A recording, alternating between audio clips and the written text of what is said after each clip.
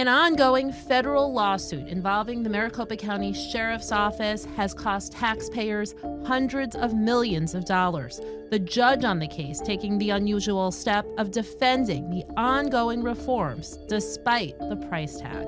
That's on this edition of the Arizona's Family Investigates podcast.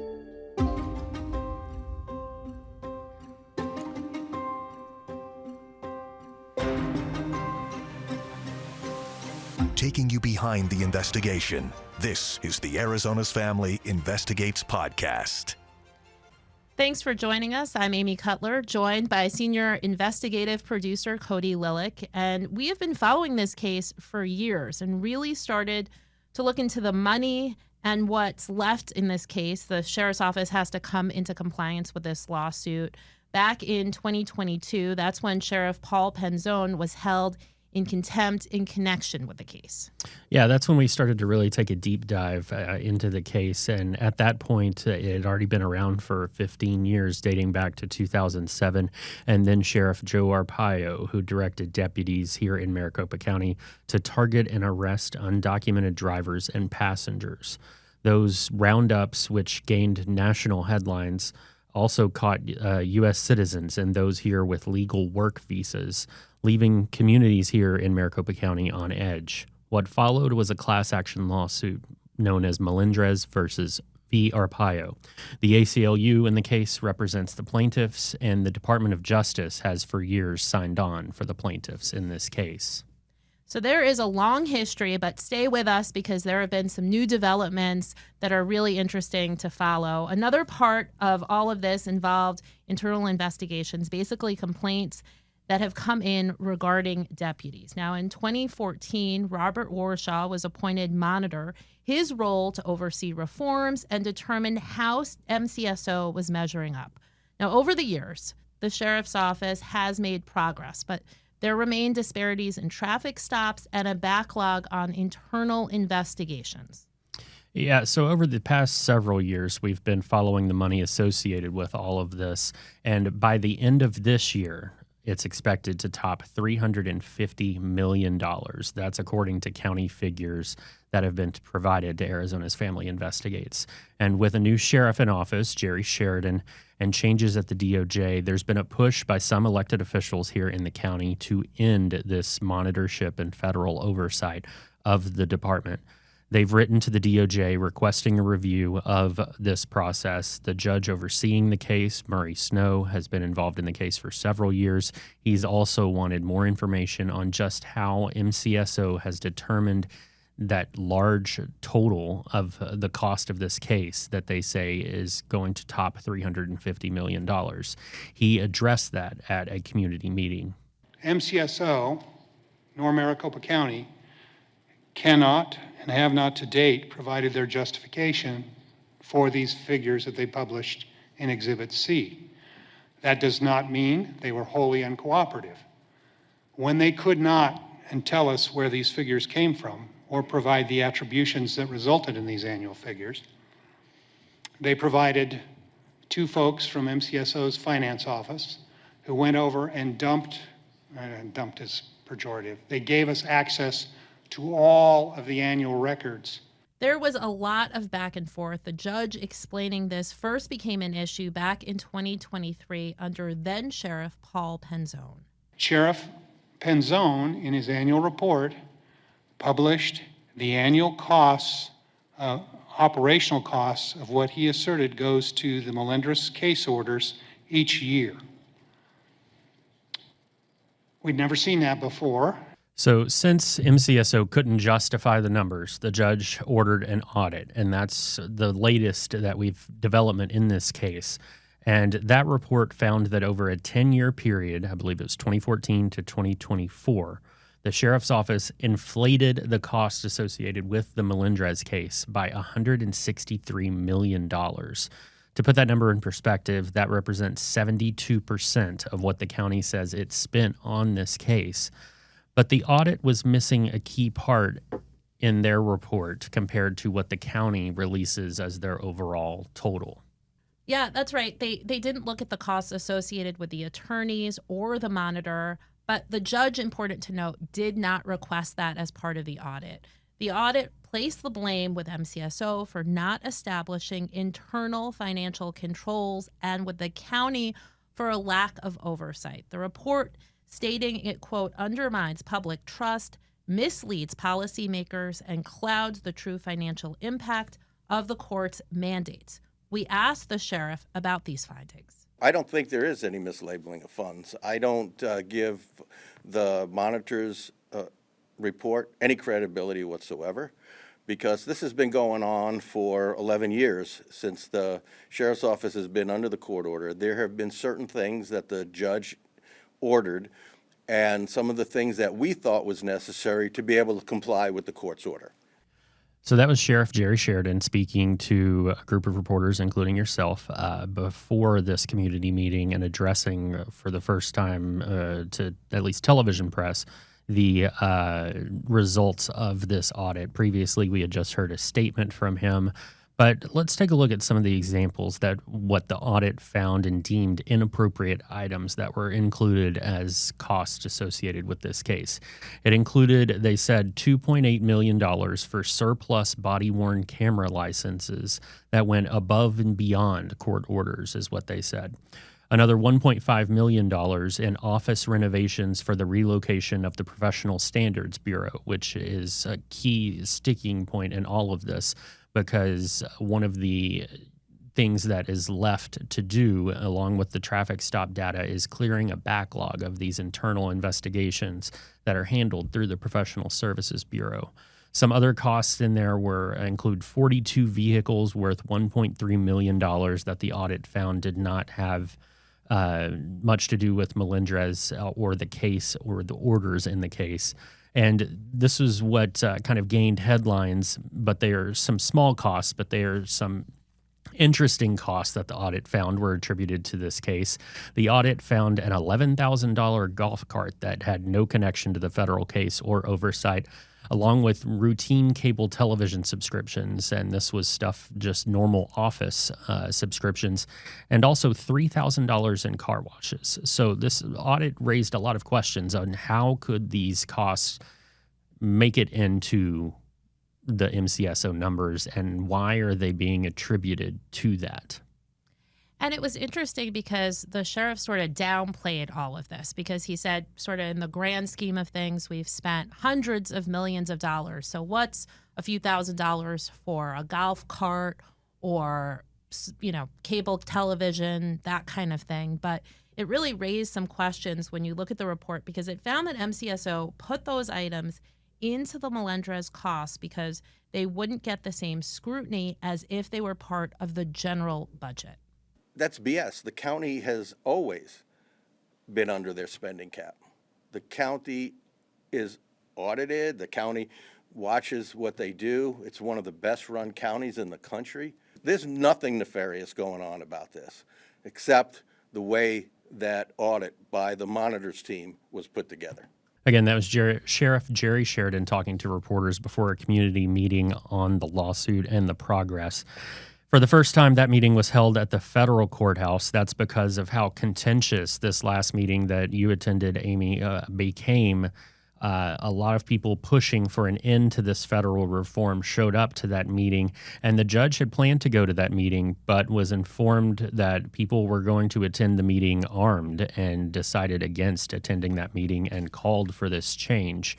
So let's talk about that meeting you attended. How did it go? This is something we don't usually see, to give people to peel a layer behind of how this all works. If it's in the federal courthouse, that's typically not open to our cameras. But this is a public meeting that is traditionally held in public spaces, let's say a community center, a gym, that kind of thing. So it was open if we sent in an authorization request, and we believe we were the only entity to ask for that ahead of time. So this was a rare look inside the courthouse, inside one of these meetings where it had the sheriff, it had the county, it had the monitor and his team, and the judge who has heard this case all along. Talk a little bit about how the meeting went and what was the sheriff's tone during all of this. Yeah, so it was really interesting because the judge has obviously spoken during hearings, but he hasn't addressed the community, especially not in this way. And it was interesting to note because he really wanted to explain the history of the case. He was trying to put everything in perspective and kind of explain the importance of the case, why he continued to move forward and to press for these reforms. And so he spent an hour of that first meeting with a PowerPoint presentation to the community, dating back the case to the start and explaining how we got where we are now. And he was very detailed in explaining the exact orders, the ramifications, the numbers, and the audit. And so he wanted to sort of lower the temperature, he said, sort of walk people through the purpose of this and explain that, yeah, it's a lot of money, but in his telling, this is important to every person that lives in Maricopa County, because he explained if you have an issue with a deputy, you're supposed to have a way to go about filing a complaint and having it looked into. But if you don't believe in the sheriff's office or there's that layer of accountability, it hurts everyone. And so he was explaining everyone has a vested interest in this case. And there's a lot of question about, the spending of it all after that audit came out. And, we are requesting those documents that led to the creation of that audit to look at it ourselves. Let us look at it and see what there really is, what these auditors were presented with. And, if the sheriff's office would like to walk us through that, we would certainly welcome that as well. But even if, the discrepancy aside, this has cost a lot of taxpayer money. There's no doubt about that. So, and on the other side of this whole issue is the plaintiffs. They still do not think that the case is complete and that compliance has been reached. Talk a little bit about what's left. How do we reach compliance and where do we go from this meeting? Yeah, so there is a lot to it. The two main points here are there remain disparities in traffic stops when we're talking about Latino drivers, and so that remains an area of concern.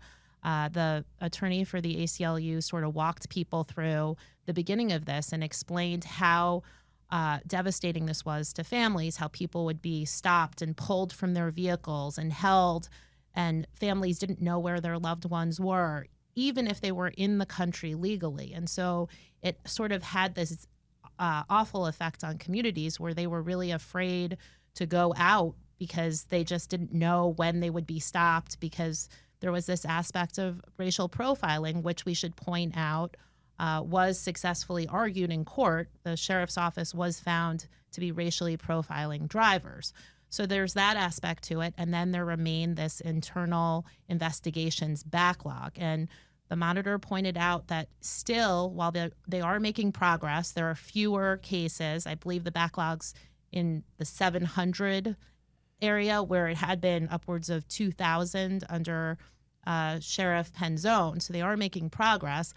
But, the sheriff, rather the judge, pointed out that people need to know when they investigate or when they put it in complaint that they're getting the answers that they're looking for, and that those investigations are done within 180 days, because those deputies need to be held accountable. And in Arizona, by state law, if those investigations go more than 180 days, they can be investigated, but the deputy or member of law enforcement can't be disciplined. And so that is a big part of these investigations. So first, the sheriff's office has to come into compliance with all 300 some parts of this order, and then they have to remain in compliance for 3 years. So it's, unclear how long that's going to take.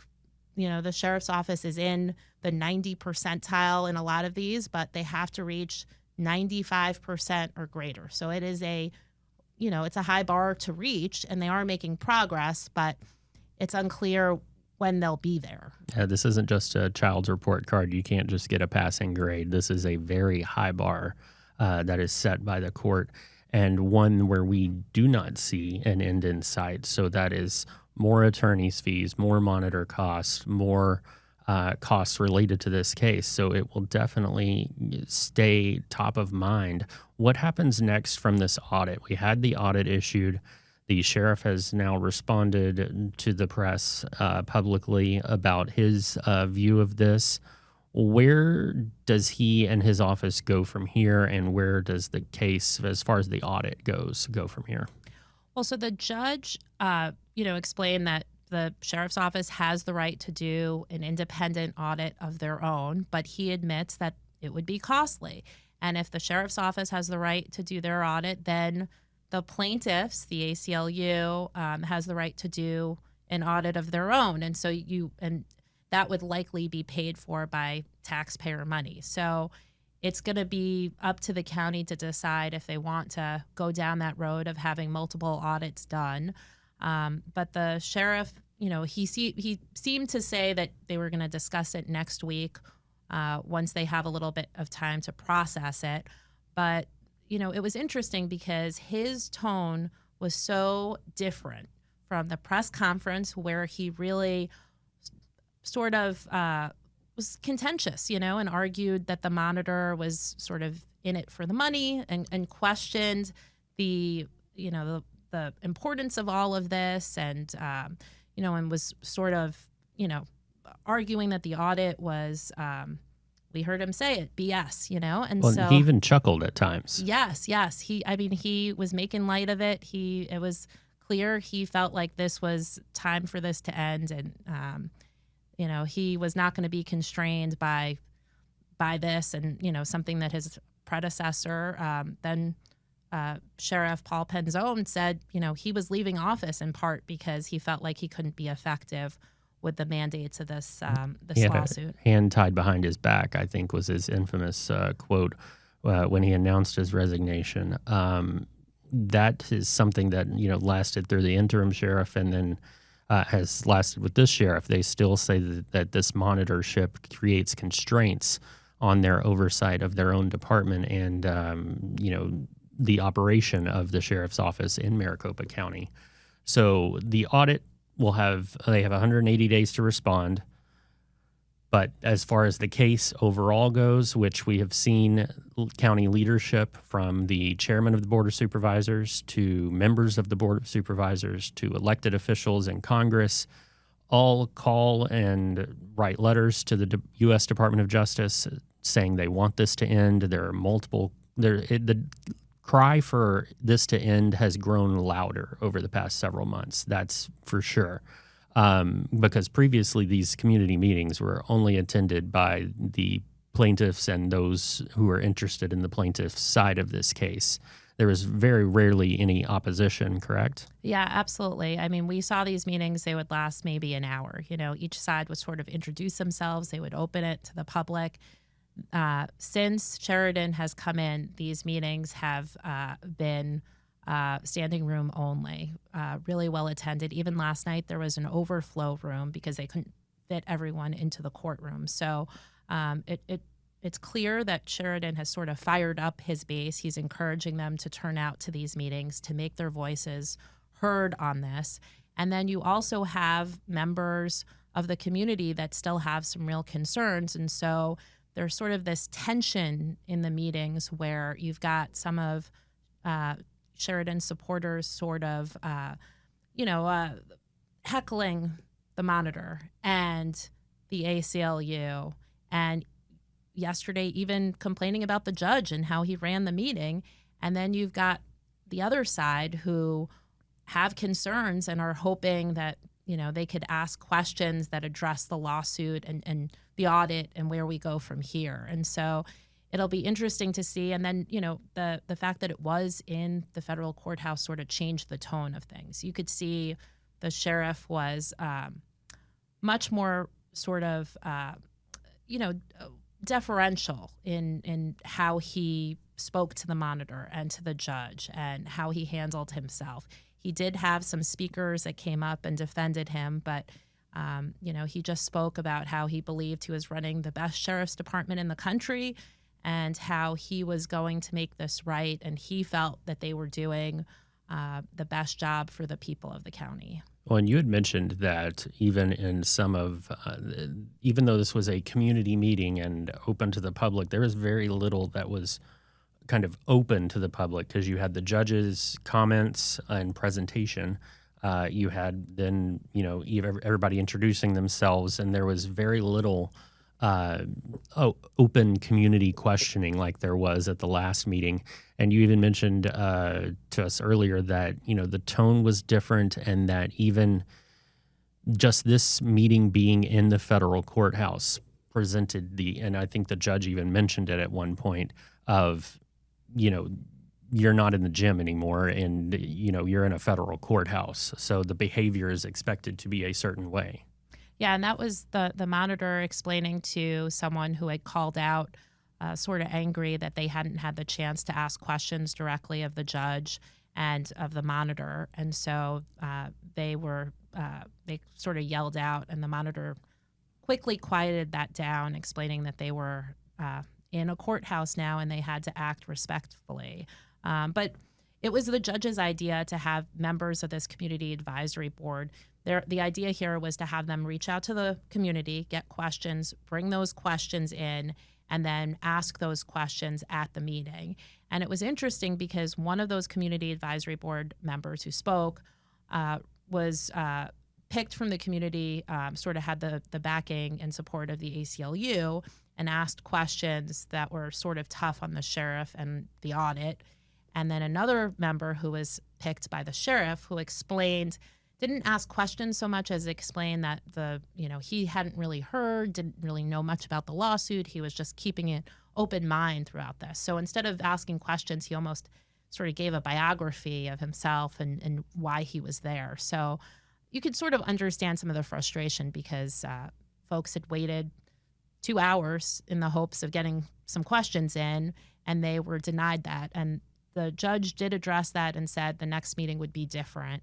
And there would be the opportunity for them to ask questions. Yeah, because the judge did set forward some very specific rules and operations of how this was going to go because of how things went the previous time, and did set a time limit, saying it's not going to go past a certain time, which was about the 2-hour mark. So it'll be interesting to see how these operate in the future and how much compliance is reached going forward. And we will continue to follow the money involved in all of this, because that is something that affects every taxpayer here in Maricopa County. And to see when a end to all of this could possibly come, we will, of course, request the documents that led up to this audit and dig into the numbers ourselves and see if, we find the same numbers that they do. Or see what they were looking at, compare apples to apples, instead of, previously we've only gotten this master spreadsheet that kind of summarizes everything. But to see line item by line item can really tell a different story. And it's important to note because the county has admitted in the past that there were sort of errors in the spreadsheet they turned out. So that was sort of interesting. That was a few months back. It was corrected. But yeah, it was a formula error in their Excel spreadsheet. Yeah, but you would think that, you don't expect that kind of a mistake. But they did, to their point, they corrected it, and we were given the updated number. And it's a very small number in the grand scheme of things, but it's safe to say that regardless of the discrepancy, if you take that to the side, this has still cost taxpayers a lot of money. And on the other side, you still have the plaintiffs in this case who rightfully want to see justice served in their eyes and full compliance to this case. So we will continue to follow this case and follow any response to the sheriff's office. They have 180 days to decide how they want to respond to this audit. And also in the next quarter, we expect to have the next community meeting. So we will see how that goes. But that will be coming up in the next year. But that will do it for this edition of the Arizona's Family Investigates podcast. For Amy Cutler, I'm Cody Lilick. Thanks for joining us. The Arizona's Family Investigates podcast, hosted by Amy Cutler and produced by Cody Lilick, and a production of Arizona's Family 3 TV, CBS 5, and azfamily.com in Phoenix, Arizona.